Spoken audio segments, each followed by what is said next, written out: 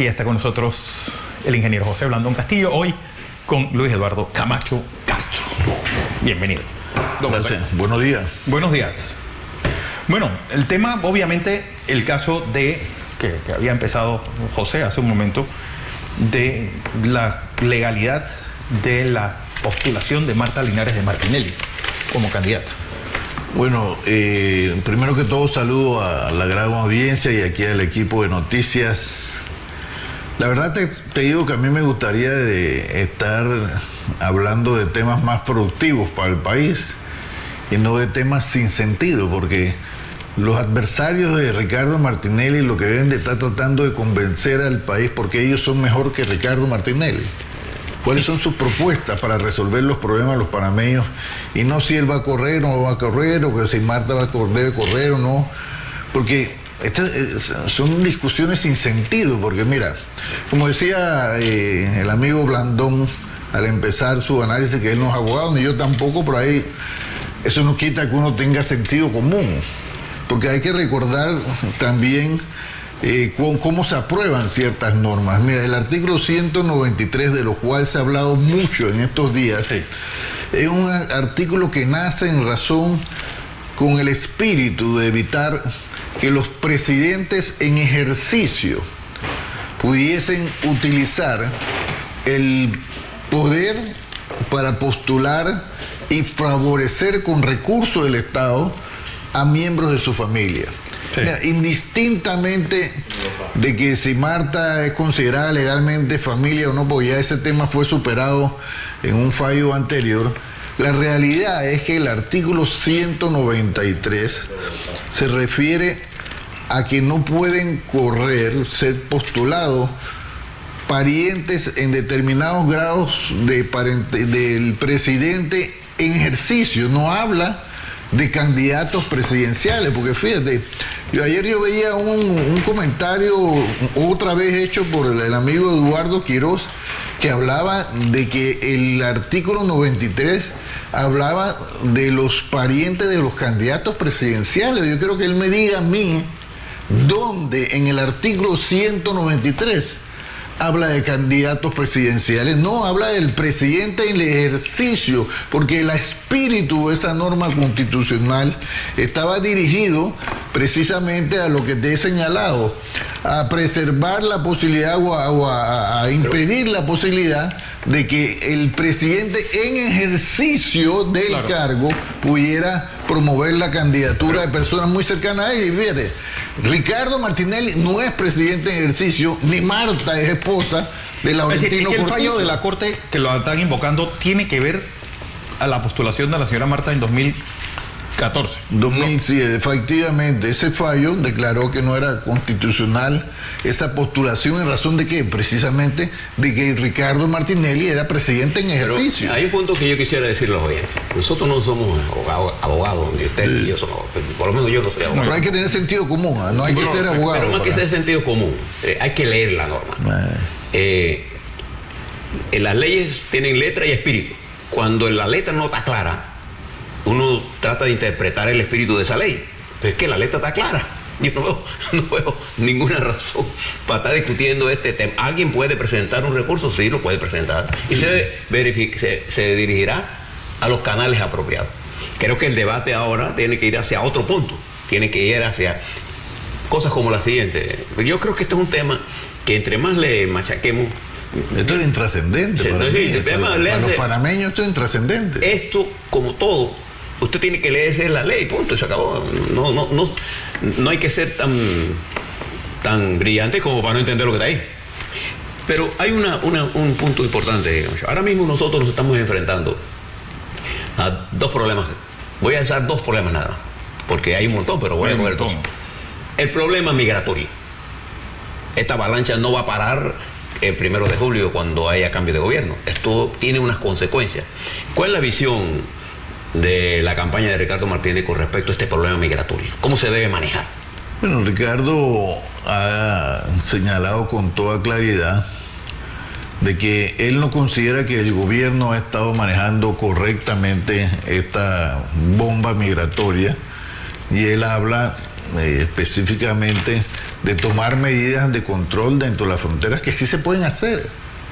Porque por más que digan que las fronteras extensas, y mira, tú recordabas hace poco, hace unos minutos, el acuerdo de paz firmado entre la guerrilla y el gobierno colombiano.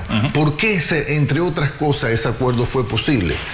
Porque Ricardo Martinelli, entre otras cosas, ayudó en su gobierno a trancar la frontera para la entrada del guerrillero. Entonces, ya aquí los guerrilleros no podían venir huyendo del ejército y meterse a Panamá, que no venían solo a proteger, ¿sabes? Que venían a delinquir, a secuestrar y a todo lo demás, la narcoguerrilla, porque también ese es un tema de, ya no era una paz entre guerrilla y el Estado, era narcoguerrilla contra el Estado, pero que hacía fiesta y que venía acá en ese sentido. Mi pregunta entonces la dejo más directa. La migración es el producto de la falta de desarrollo de países como Venezuela, Colombia, que están en medio de toda esta crisis.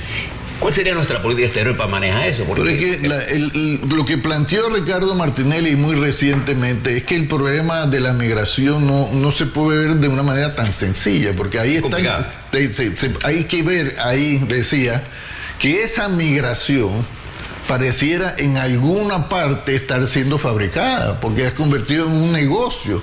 Ahí llega la gente, le alquilan lanchas, le alquilan chalecos de salvavidas, le alquilan tiendas de campaña, le alquilan ropa, le alquilan de todo. Ahí, o sea, eso allá, hay un banco para allá llegar acá. Pero además de eso, fíjate, cuando llegan a Panamá, de repente tú ves, hay buses que lo transportan de un lado a otro. Y además de eso, en eso fuera el tema de lo que pareciera haberse convertido en un negocio, ya hay serias evidencias que muestran que dentro de ese grupo se está involucrando el tema de la trata, que no solo de menores, sino de mujeres. Se está involucrando el propio tema del narcotráfico, porque no es un secreto que a muchos de estos migrantes que ahora llegan por montones, la narcoguerrilla y el narcotráfico incluso lo llevan de mochilero a cargar droga. Entonces hay un problema que hay que, sí, no es un problema que puede ver Panamá por sí solo, pero Panamá sí tiene que cambiar de acuerdo a Ricardo, yo estoy de acuerdo con ese tema, la visión de cómo enfrentar eso, porque el gobierno de Panamá se está volviendo permisible para el tema de esa migración con todo lo que esto involucra, y hay que tener posiciones más firmes. Eso es lo que ha planteado Ricardo, pues es la forma como se enfrenta y cómo buscamos evitar que ese problema se aumente y llegue a afectarnos más allá de lo que ya nos está afectando en este tema. Y no hablo del tema de la contaminación de las aguas, sino estamos que venga a agudizar los problemas socioeconómicos que estamos viviendo en nuestro país. Esa es la gran preocupación de nosotros al respecto. Dentro de todo esto hay algo del discurso del expresidente Martinelli yo creo que hay que tomar en cuenta, y es que quien llega a la presidencia tiene que tener acuerdos mínimos de unidad en temas como el migratorio, como el tema del agua para el canal y para los habitantes de esta ciudad, de las ciudades terminales, y el tema del IBM. Son los tres temas que yo creo que tienen que tener acuerdos básicos. Sí, quien llega a la presidencia. Él ha planteado, Ricardo, la necesidad de acuerdos nacionales. Obviamente, y acuerdos nacionales siempre hemos dicho, de vías a gobierno de unidad, pero no de unidad de repartidera de puestos, sino claro, de unidad frente a políticas, frente a temas como lo que tú estás planteando, porque la recuperación económica del país que se necesita urgentemente requiere de la visión y del apoyo de todas las fuerzas políticas, porque al final todos vivimos aquí. Si al país le va bien, a todos nos va bien; si al país le va mal, a todos nos va a ir mal. Entonces, Ricardo en ese sentido ha hablado de esa necesidad de esos acuerdos nacionales que, insisto y subrayo, no se trata de repartir los puestos de gobierno, sino se trata de una visión conjunta que Ricardo, mira, ha predicado con el ejemplo. Mira, cuando se dio el tema de la ampliación del canal de Panamá, ¿tú recuerdas? Ricardo era de la oposición. Yo también era, pero Ricardo y su partido aprobaron la ampliación. Yo estaba en contra por otras razones. Sí. Pero al final, él siendo opositor y viendo una visión más amplia quizás de la que algunos vieron, también había sido consecuente. Pero lo que te quiero decir, tomó una política en razón de lo que él pensaba era mejor para el país, y no en razón de cuál hubiera sido la conveniencia política de ese momento, cuadrarse con un tema de la oposición. Entonces, para gobernar hay que tener visión, pero sobre todo visión de Estado, y hay que entender la necesidad de sumar a la gente en el tema migratorio, como tú lo bien indicado, hay mucha gente con conocimiento en estos temas que en otros partidos, en otros independientes que pueden ayudarnos a José y a Fernando a enfrentar ese tema, pero también fuera del tema migratorio hay temas para mí que son más urgentes, como es el tema de cómo dinamizamos la economía panameña para enfrentar el principal problema que hoy nosotros tenemos, que es el tema del desempleo, que está haciendo en nuestro país una bomba de tiempo. Hoy voy a otro tema importante que te mencionó Fernando. Y lo de la señora Marta no es que no sea importante, sino que la legislación vigente no nos debe llevar a una discusión hasta cuando realmente se presente, si es que se presenta alguna acción de eso. No es que no sea importante, déjemelo un momentito ahí. Yo lo veo intrascendente, te doy franco. No, yo lo acabo de decir antes que usted llegara aquí, sin saber que usted viene para acá. Pero hay otro tema, agua. Uruguay, una entrevista que le hizo el periodista Hugo Famanía al expresidente Mujica, él reconoció que en su gobierno no tuvieron la capacidad de mirar el tema y Uruguay llegó a donde está hoy, con una crisis de agua, a pesar de que está en medio de una de las cuencas hidrográficas más grandes del mundo, igual que estamos nosotros. Sí. Entonces, el agua se ha convertido en un problema para nosotros, pero un tema que no puede ser monopolizado por la autoridad del Canal de Panamá. Por ejemplo, si ellos quieren hacer una represa en otro lado, eso es parte del territorio nacional. La idea de tener una legislación especial para la autoridad del Canal de Panamá era para la administración de eso, pero todas las políticas nacionales son responsabilidad del Ejecutivo. Sí, del Estado. ¿Cuál sería la perspectiva de Ricardo Martinelli, teniendo nosotros un lago como Bayano de uso muy bajo, muy ineficiente en términos eléctricos, con respecto al agua? ¿Tendremos una política de largo plazo de agua, de dotación de agua, no solo para el área metropolitana de Panamá? Yo le puedo decir con mucha propiedad, por ejemplo, que el problema del agua es un problema serio en Panamá Oeste. Sí. Es un problema serio en la península de Azuero, Herrera y Los Santos, para adicionarle algunas nada más. El tema del agua hay que verlo de las dos perspectivas, de las fuentes de agua, y en ese sentido tú mencionas algo que incluso, mira, José Muñoz, que es el compañero de Alianza, del presidente del partido Alianza, está muy metido en ese tema desde hace mucho tiempo, y él ha planteado entre sus visiones la posibilidad de que a través de ese lago Bayano se construya una línea directa, o sea, va al este, pero también llega a parte de la ciudad, de tal manera que el suministro pueda llegar en cantidades adecuadas.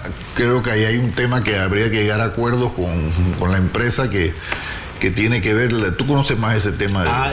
No tiene ningún problema en que Panamá, en el lago, no está en venta, pero si Panamá lo necesita, lo ha manifestado públicamente, no tiene ningún problema en que nosotros adquiramos el agua. Mejor todavía. Yo lo que proponemos es que todo el complejo sea adquirido, no expropiado.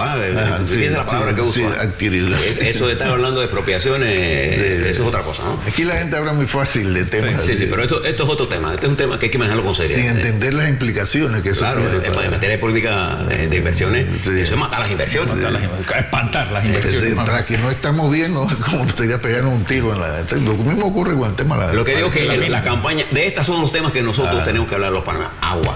Bueno, es que fíjate, por eso te decía que el tema de Marta, si es candidata o no, me parece intrascendente cuando aquí los panameños lo que desean oír es a los candidatos, ¿qué es lo que tú no digas que me vas a solucionar el problema? ¿Cómo me vas a solucionar el problema? Porque aquí decir que te voy a solucionar el problema lo puede decir cualquiera.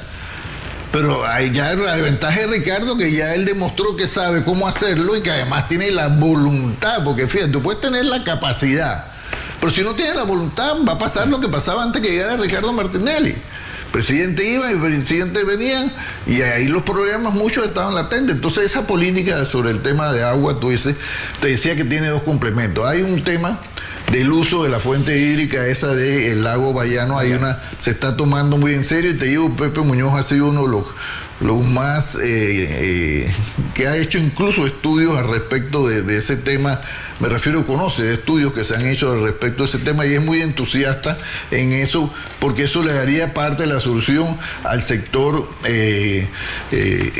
y al sector de acá de Panamá, bajo la premisa también de que teniendo ese tipo, no es que tú vas a tener esa fuente y vas a eliminar la otra y la otra potabilizadora, no es que si ya tú tienes dos potabilizadoras, tú puedes darle el mantenimiento adecuado. Ahora, pero te decía que ese tema del agua tiene dos aristas. El tema de las propias fuentes hídricas que se requieren, pero también el propio problema del sistema de distribución de agua. Sí. Porque todavía aquí existen muchos problemas con el tema del estado en que se encuentra la red de distribución de agua. Nosotros seguimos perdiendo muchas cantidades de agua en muchos lugares, y fíjate, para eso en el gobierno de Ricardo Martinelli se había hecho el famoso anillo hidráulico. El famoso anillo hidráulico, ¿qué te permitía? Poder parar en determinados sectores sin tener que cortar el agua en todo el resto del país. Pero ¿qué pasó con el anillo hidráulico? Se paralizaron, como se paralizaron muchas cosas en este país, producto de no tener una visión de Estado y estar más ocupado en perseguir. Ahí todavía a mí me da un dolor cuando yo veo los tanques que se habían hecho para el tema de conjunto, ese anillo hidráulico, llenos de basura, grandes tanques de almacenamiento de agua que pudieran estar con el funcionamiento adecuado del anillo hidráulico, dando parte de la solución de estos problemas. Por eso digo, hay que seguir viendo el tema del agua bajo dos aristas muy importantes: encontrar las fuentes hídricas que nos garanticen construir una potabilizadora en esas áreas, y también la de tomar el tema de la reparación de las redes de suministro de manera seria. Claro. Otro aspecto importante, Camacho, de la parte política ahora, es ¿cuándo estima ustedes en la campaña de Ricardo Martinelli y Marta que tendrán lista la propuesta completa electoral? Toda la oferta electoral. O sea, ahí la presidencia y vicepresidencia ya tiene tu candidato. Tiene que tener la propuesta legislativa, toda la propuesta de diputados, de alcaldías y representantes y concejales.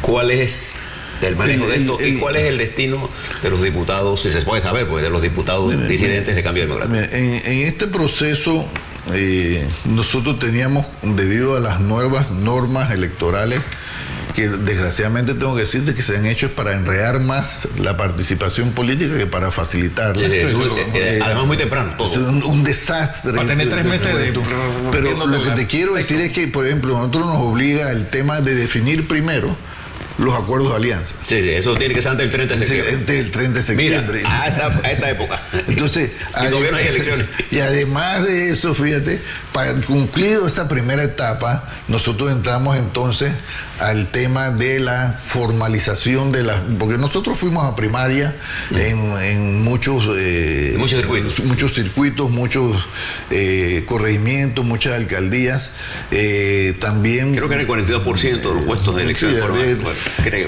un poco más del 42%, pues fueron 141 representantes que se reservaron para los acuerdos que tú mencionas. Creo que eran 39 alcaldías, si no me equivoco, y 15 diputaciones. La realidad es que, fíjate, el escenario cambia luego, después de las elecciones internas de Cambio Democrático. Si bien Ricardo Martinelli demostró en esa elección que él tiene el apoyo del 50% al menos de ese partido, la realidad es que el control de la franquicia electoral la tiene ¿quién? La tiene Rómulo Rux.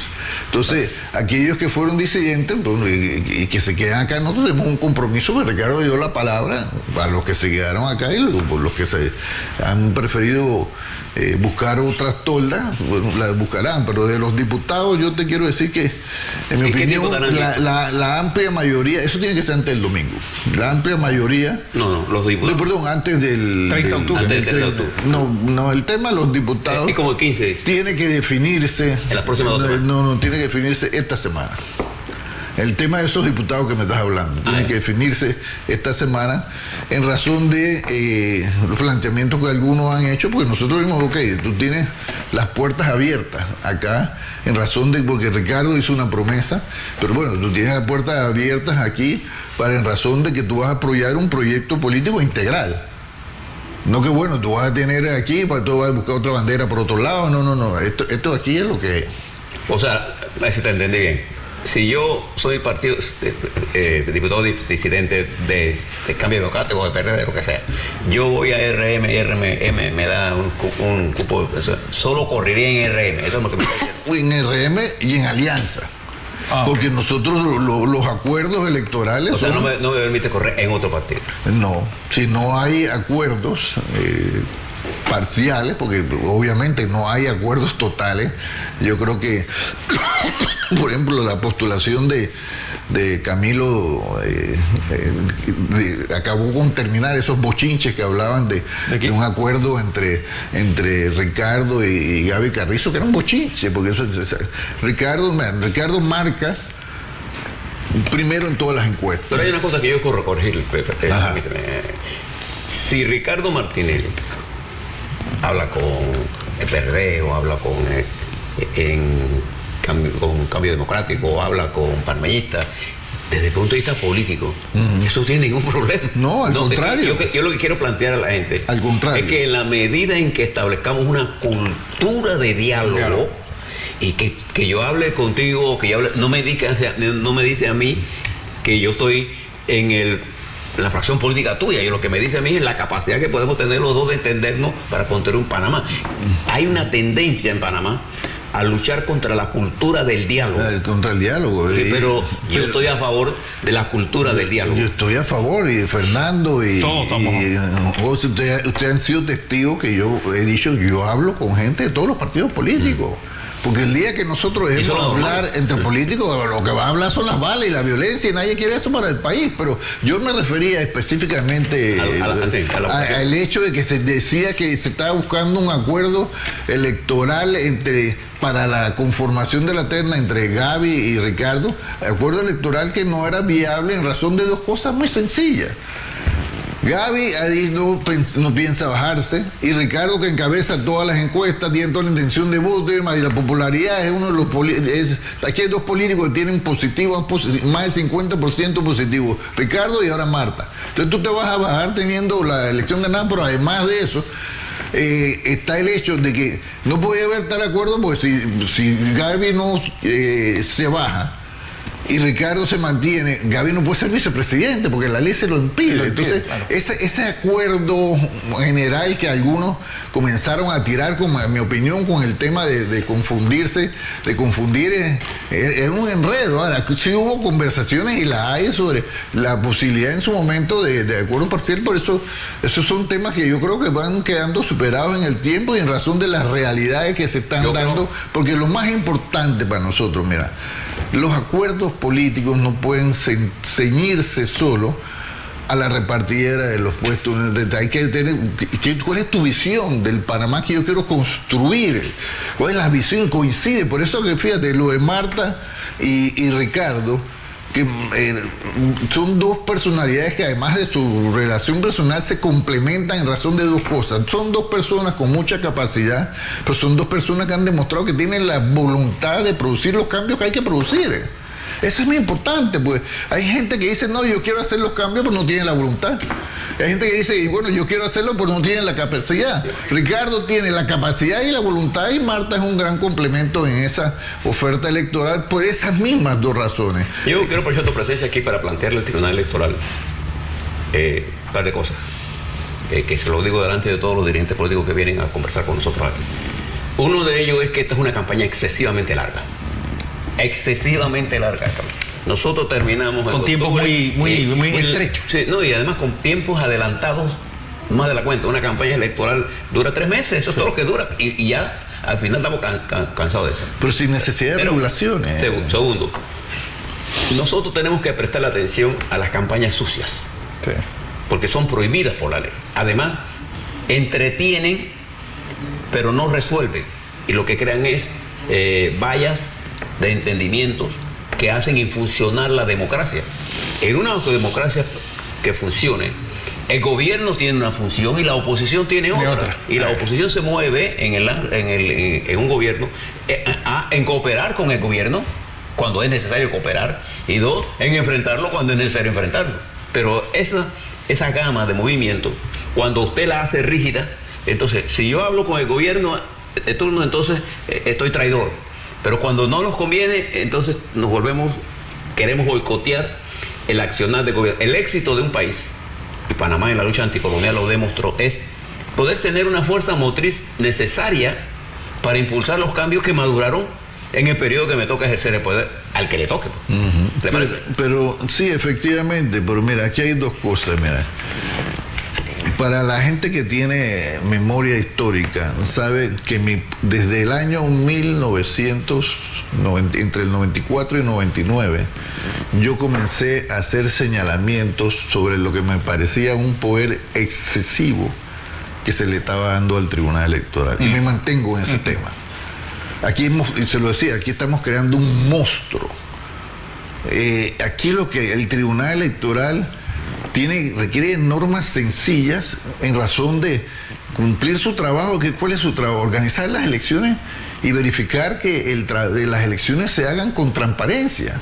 Pero aquí no, aquí con la excusa de promover la participación electoral y las pendejadas esas de las cuotas, porque eso para mí es una pendejada, disculpa que lo diga de esa manera, las cuotas y los topes, aquí estamos volviendo la política impracticable y menos democracia. Aquí la gente que menos tiene le cuesta más ahora ser candidato que antes, porque aquí se están yendo de lo sublime a lo ridículo. La democracia tiene que ser transparente, tiene que ser eficiente, pero tiene que ser factible. No estar creando normas, porque además te voy a decir algo, no es un secreto. En lo que tiene que estar el Tribunal Electoral no está, porque en esa asamblea, para decirte la asamblea como que es el foco más claro, todos sabemos de que ahí han llegado en las últimas elecciones, no las últimas, desde hace rato, diputados que no tenían que estar ahí, no están diputados que deberían de estar. ¿Por qué? Porque el Tribunal Electoral debe estar velando por la transparencia y la eficiencia del torneo. No está inventando pendejadas de reglas absurdas que lo que hacen es entorpecer la democracia. Fíjate, este tema de ahora que los tiempos de campaña, 3 meses. Sí, puede haber 3 meses, pero eso lo define el ambiente electoral. Porque aquí hay una campaña larga, ¿por qué? Porque el año pasado estamos recogiendo firmas. No, pero es que claro, que tenemos un año, pero esa es la campaña formal, porque fíjate, nosotros tenemos 3 años está midiendo. Y a los 3 años comenzamos a medir, ya la gente tenía una tendencia de voto alto. ¿Sabes por qué? Porque cuando la gente no está satisfecho con lo que tiene, comienza a ver hacia el futuro, a ver quién está ahí en el camino. Y eso es yo siempre he dicho, la elección, el proceso electoral empieza el día que se acaba el otro. Sí. Claro, en medio de esa realidad, tú tienes un Estado que dirigir, aportar y todo lo demás, pero esa es la realidad. Pero aquí el Tribunal Electoral, y ese es un acuerdo nacional, uno de los acuerdos que nosotros tenemos que hacer, es llevar a el Tribunal Electoral a lo que tiene que ser, no al monstruo que se ha creado con suprafunciones, con reglas absurdas que se ha promovido en esto y que generalmente lo que hacen es proteger a los grupos de intereses, no la verdadera democracia. Ese es un tema, pero claro, no es tan urgente como el tema del crecimiento económico, porque se necesita para generar empleo, porque mira, si tú no tienes crecimiento económico, pues tú le dices a la gente, bueno, el crecimiento económico, pero, y el pueblo dice, ¿y eso con qué se come? Claro. Es que si no hay crecimiento económico, no hay riqueza.